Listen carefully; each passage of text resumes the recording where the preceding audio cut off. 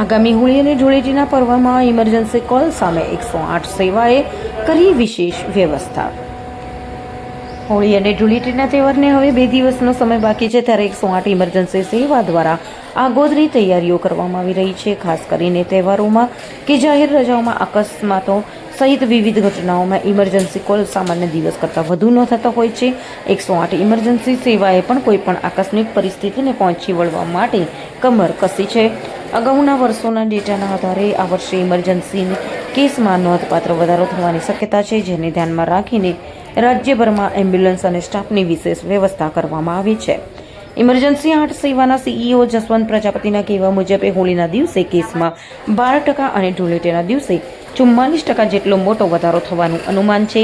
સામાન્ય દિવસોમાં આવતા 4680 કોલની સામે આ વર્ષે ધૂળેટીમાં 6750 જેટલા ઇમરજન્સી કોલ્સ આવવાની શક્યતા છે।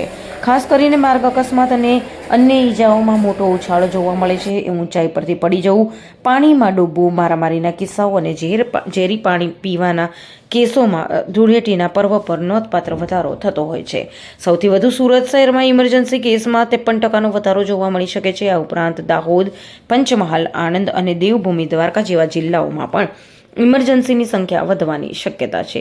રાજ્યભરમાં હાલ 800 જેટલી 108 ambulance, 38 ICU on wheels, 2 boat ambulance અને 1 એર એમ્બ્યુલન્સ કાર્યરત છે। આ ઉપરાંત સરકારી હોસ્પિટલોની 500થી વધુ એમ્બ્યુલન્સ સાથે પણ સંકલન કરવામાં આવ્યું છે। કુલ મળીને 1750થી એમ્બ્યુલન્સ વધુ ઇમરજન્સી સેવામાં તૈનાત રહેશે।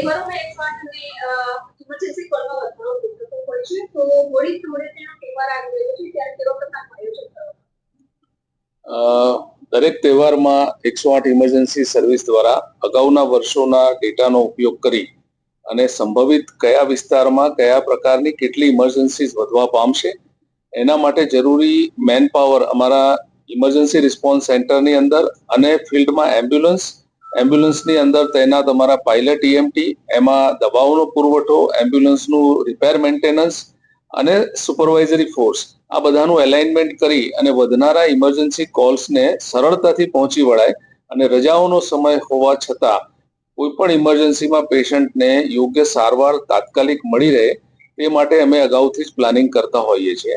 આ વખતે 2026ની હોળી અને ધૂળેટી આ પર્વની જો વાત કરવામાં આવે તો છેલ્લા 5 વર્ષમાં હોળીના દિવસે સામાન્ય 10-11% વધારો હોય છે અને ધૂળેટીના દિવસે એ વધારો 25થી લઈને 35% સુધીનો છેલ્લા 5 વર્ષમાં અમે જોયો છે।